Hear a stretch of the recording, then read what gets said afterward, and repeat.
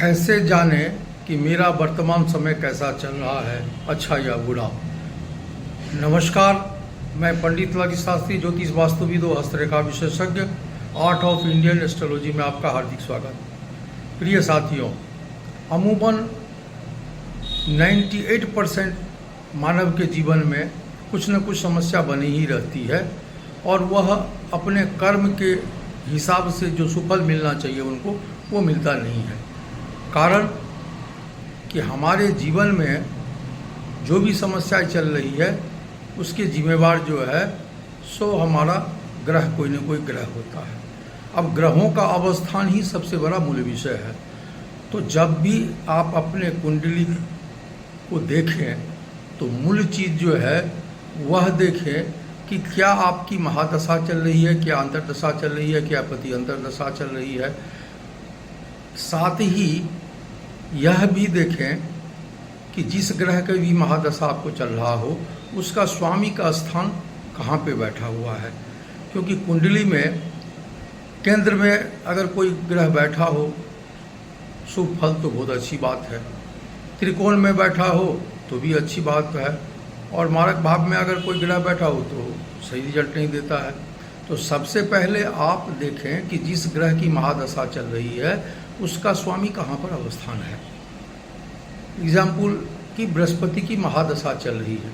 अब बृहस्पति आपके कुंडली में अगर केंद्र में बैठे हो तो आपको अच्छा समय मान लीजिए आपको जो चल रहा है या मान के चलिए। अगर वही आपके कुंडली में छठवां, आठवां या द्वादश भाव में 12वां घर में चलता हो तो आपको उस हिसाब से रिजल्ट अच्छा नहीं मिलेगी। और वो जो टाइम पीरियड का महादशा है या अंतर्दशा है या प्रति अंतर्दशा जो टाइम पीरियड है उस टाइम पीरियड में आपको अच्छा रिजल्ट नहीं मिलेगा। अब क्या ऐसा करें जिससे मेरा ग्रह शुभता की ओर आए। तो सबसे बड़ी चीज़ है कि जो भी ग्रह आपका महादशा चलता हो और अगर वह छठवां, आठवां या 12वें घर में हो तो उस ग्रह से रिलेटेड चीज़ों का दान करें। अगर वहीं पर में बृहस्पति बैठे हैं तो बृहस्पति जो है पीली चीज़ की दान करें, जैसे आपकी दाल हो गया। स्वर्ण तो आजकल संभव नहीं है, संभव हो तो थोड़ी सी जरूर दान करें।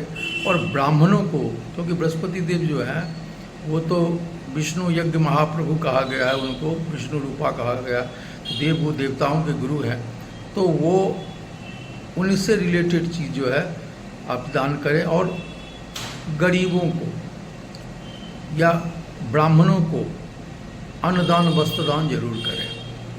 दूसरी बात है, अगर मान लीजिए इसी में यहाँ पर में कोई शुक्र की महादशा चलती हो और वो अष्टम घर में बैठा हो तो शुक्र से रिलेटेड, शुक्र जी क्या है कि शुक्र ऐश्वर्य के कारक हैं, भोग विलासता के कारक हैं। तो शुक्र को सफ़ेद चीज़ की दान करें। अब सफ़ेद चीज़ में चावल हो गया, चीनी हो गया, दूध हो गया, तो सफ़ेद चीज़ों की दान करें। और वहीं पर अगर मान लीजिए राहु ग्रह की महादशा चलता हो तो राहु क्या है, ये तो छाया ग्रह है, ये तो आकस्मिकता का कारक है, ये तो जीवन में मनुष्य को अर्श से फर्श तक ले जाते हैं। क्योंकि इनकी कोई जो है सो ऊपर नीचे, न नीचे का अंत है न ऊपर का अंत है, क्योंकि सर है राहु और नीचे कुछ है नहीं, तो जितना भी डालो कहाँ जाएगा कोई पता नहीं। और जीवन में सडनली वह इंसान को अर्श से फर्श तक ले जाते हैं। तो राहु से रिलेटेड चीज़ का दान करें। अब राहु का कारक क्या है, तो सबसे पहले बाबा भोलेनाथ के मंदिर में जाइए और मंदिर में भोलेनाथ को जो है शिव के सामने, महादेव के सामने बैठ करके और उनका विधिवत पूजा अर्चना करिए। क्योंकि भोलेनाथ का अगर सेवा करेंगे तो राहुदेव सदैव ही रहेंगे। और राहुदेव जो है सो आप यहाँ पर में आप जो स्ट्रीट डॉग है, कुत्ता जो स्ट्रीट डॉग है उसको भी आप जो है ज़रूर खाना खिलवाएं। और जो बिल्कुल ही गरीब है, जिसको खाने को बिल्कुल अन्न नहीं है, उसको भी कुछ न कुछ दान करें। तो जो भी ग्रह की अंतर्दशा, प्रति अंतर्दशा या महादशा चलता हो, अगर वह अष्टम भाव में हो तो उस ग्रह से रिलेटेड जरूर दान करें, इससे सदा ही शुभता बनी रहेगी। और वहीं पर अगर मान लीजिए आपकी केंद्र में कोई ग्रह बैठा है तो केंद्र में जैसे पहला घर में लग्न में हो गया, चौथा घर में हो गया, आपका 10वां घर में हो गया, वैसे 7वां घर को भी मानते हैं। पर इससे आपको इतनी परेशानी नहीं आएगी। और त्रिकोण में अगर बैठे हैं, पंचम में बैठे हैं या भागस्थान में नवम भाव में बैठे हैं तो भी अच्छा रिजल्ट मिलेगा। एकादश भाव जो है वह भी आकस्मिक धन प्राप्ति का घर है, उसमें भी हर ग्रह अच्छा ही रिजल्ट देता है। और एक सबसे इम्पोर्टेंट चीज़ है कि नित्य कर्म को आप जरूर सुधारें, क्योंकि नित्य कर्म अगर सही रहा तो प्रारब्ध कर्म के कारण ही आज हमको अच्छा रिजल्ट नहीं मिलता है। क्योंकि हम अगले जन्म की तो मुझे याद नहीं था, हम क्या थे नहीं थे, क्या किए नहीं किए। तो ग्रहों का अवस्थान जो है वह प्रारब्ध कर्म के हिसाब से ही होता है। तो कुंडली में ग्रह का अवस्थान जो है वो प्रारब्ध कर्म के कारण आपको यह भोगना पड़ रहा है। तो उसके लिए आप जो है सबसे पहले नित्य कर्म को सुधारें। सुबह सो के उठें और उठते ही दोनों हाथ को जोड़ करके ऊपर की ओर, ऊपर की रेखा को देख करके कराग्रहवस्थी लक्ष्मी, कर मध्य सरस्वती, कर मूले तु गोविंदम, प्रभाते कर दर्शनम। उठते ही धरती माता को प्रणाम करिए और प्रणाम करने के साथ अपनी जो है नित्य कर्म जो है पूजा अर्चना करिए, स्नान ध्यान जरूर करिए, संभव हो गायत्री मंत्र की जाप करिए। कुछ जो है जो भी जीव जानवर मानव हो सबको कुछ न कुछ दान दीजिए। इससे भी आपका नित्य कर्म अच्छा करने से जरूर आपके जीवन में शुभता आएगी।